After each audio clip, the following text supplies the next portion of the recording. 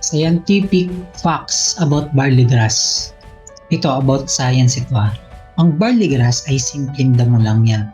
No, kamag-anak yan ng wheat, ng oat, at ng rice. No, it belongs to grains family. Pag tumubo siya ng mga 12 to 14 inches according to science, sa 12 to 14 inches, nandyan yung full of nutrients. Pag lumampas na siya ng 14 inches, kumukontain na yung kumukontain at nababawasan na yung nutrients. Tumataas na yung fiber. No? Nag-high fiber na siya. So according to research, ang kumpletong nutrients na ay nandito sa 12 to 14 inches. Kaya nga, ginagawa ay hina-harvest natin siya. No? Hina-harvest yan to become a powder. At yan yung nilalagay natin sa capsule, nilalagay natin sa sachet, at pati na rin sa mga ibang other products natin. Ngayon, pag hindi na-harvest yan, no, magkakabunga yan. At yan ay kamag-anak ng mga grains family, no, ang barley.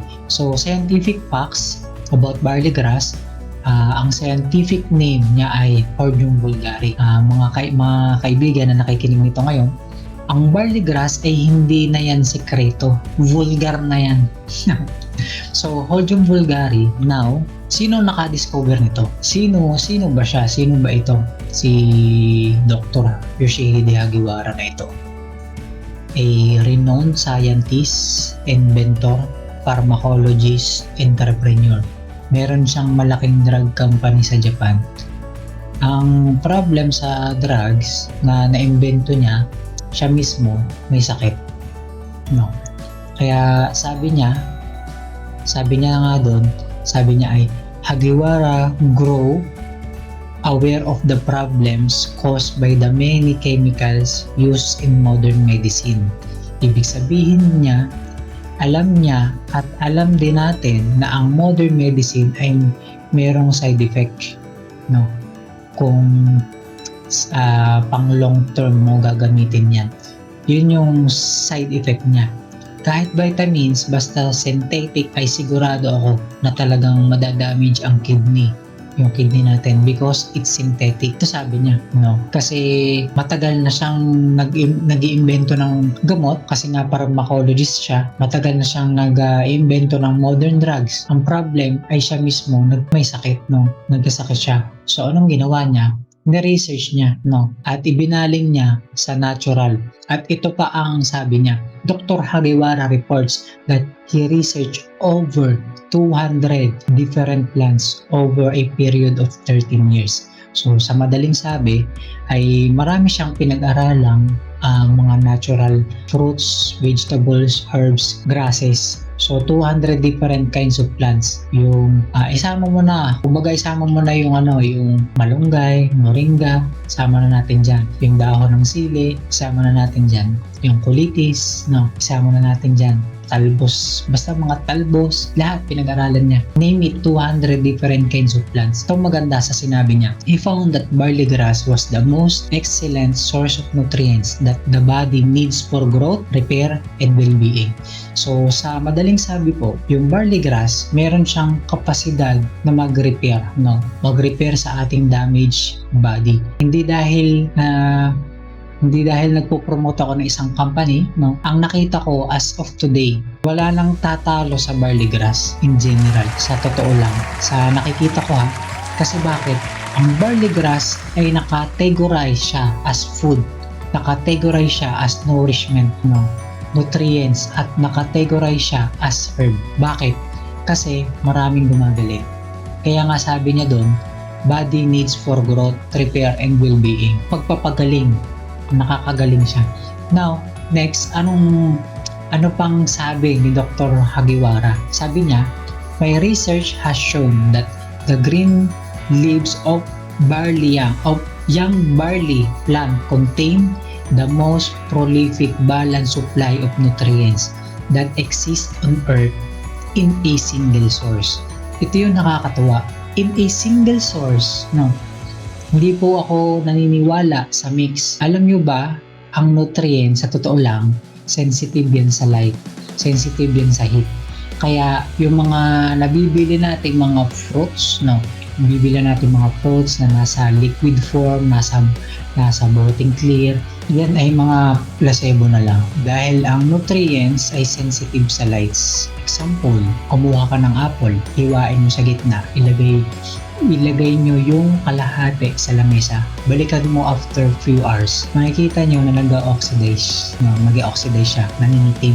Kasi nag-oxidize yung nutrients. So ganun din sa mga binibili nating mga akala nating healthy. Pero kung pag-aaralan natin, puro sugar lang siya. At nagustuhan ko ang barley kasi in a single source, nandun lahat ang nutrients na kailangan mo.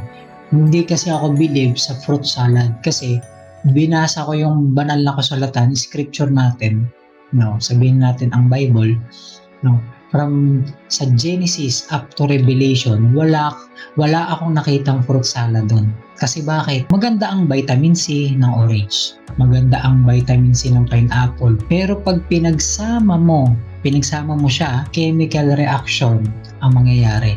So anong dapat? One fruit at a time para walang chemical reaction. Kasi napansin nyo ba?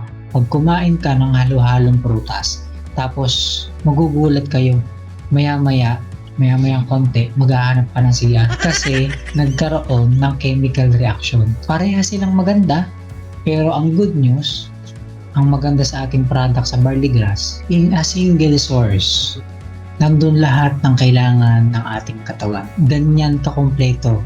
In a single source, nakita ni Dr. Hagiwara at pati ng kanyang colleagues na ganyang kadami ang vitamins, minerals, amino acids, and enzymes. Ngayon, meron akong i-highlight dito. Meron akong i-highlight sa inyo. Pero by the way, according sa research, meron silang nakitang 3,000 enzymes sa barley grass. 100 pa lang ang pinangalanan nila. Dito, i-highlight ko yung tatlong enzyme. Actually, 4 nga ito eh. Pero yung SOD siya, yung isa, superoxide dismutase. Tapos P4D1 and G4D10. Yan yung mga powerful enzymes na makikita sa barley. Now, ay anong function ng SOD na yan? The main function of SOD, this powerful enzyme, is to remove toxin substance from our cells. Ito po yung cells, kung nakikita nyo, yung green na yan yung mga kalaban o bakterya, itong cells natin. Kakainin niya yan ng cells. Ang problema ay magiging collateral damage yan. Dalawa ang mangyayari dyan. Mamamatay ang cells na yan or may i-convert yan into cancer cells. Ganyan ka-amaze ang creation ni God. Meron tayong mga sundalo sa loob ng ating katawan. Whether you like it or not, kahit sino ka pa, kahit ano pa ang trabaho mo, kahit matalino ka pa o hindi, may cell tayo lahat. Tama. Ang mangyayari talaga dyan ay na-damage ang cell niya. Ngayon ito maganda. Ang barley ay cell nutrients. Ang una niyang pagagalingin at gagawing healthy ay cells. Sabi ko nga sa inyo kanina, merong mabilis gumaling, merong hindi mabilis or merong mabagal ng konti. Kasi depende yan sa DNA ng tao o sa body chemistry ng tao. Now, barley is a cell nutrients. These properties can lead to reduce the risk of cancer and other serious diseases. Pag sinamahan niya yung cells natin, sigurado ako, unti-unting madadamage tayo. That's why tayo ay binigyan niya ni God ng trillion of cells. Hanggang 120 years yun na mabubuhay tayo. Ganon kagaling na scientist si God. Binigyan tayo ng trillion of cells. Now, ito pa. Ang sabi niya doon sa ang ating barley, because of SOD, meron siyang anti-aging enzymes which delay the slowdown of aging process or the aging process. Kaya, ang unang tumatanda, cells, bago nagre-reflect yan sa skin natin o sa aura natin. Laging unang tinatamaan ay cells lagi. Pero good news ay cell nutrients ang barley. Ang good news pa na piprevent yung pagkakaroon natin ng mga sakit na malala ngayon. Ano naman ang trabaho ng G4 enzymes? Ito, ang trabaho ng G4 enzymes, special function called P4D1, produce remarkable stimulation to the repair of the DNA and the reproductive cells. So, sa loob ng cells merong DNA, di ba? Pag healthy ka, itong DNA na ito na parang hagdan, makikita mo ay buo yan.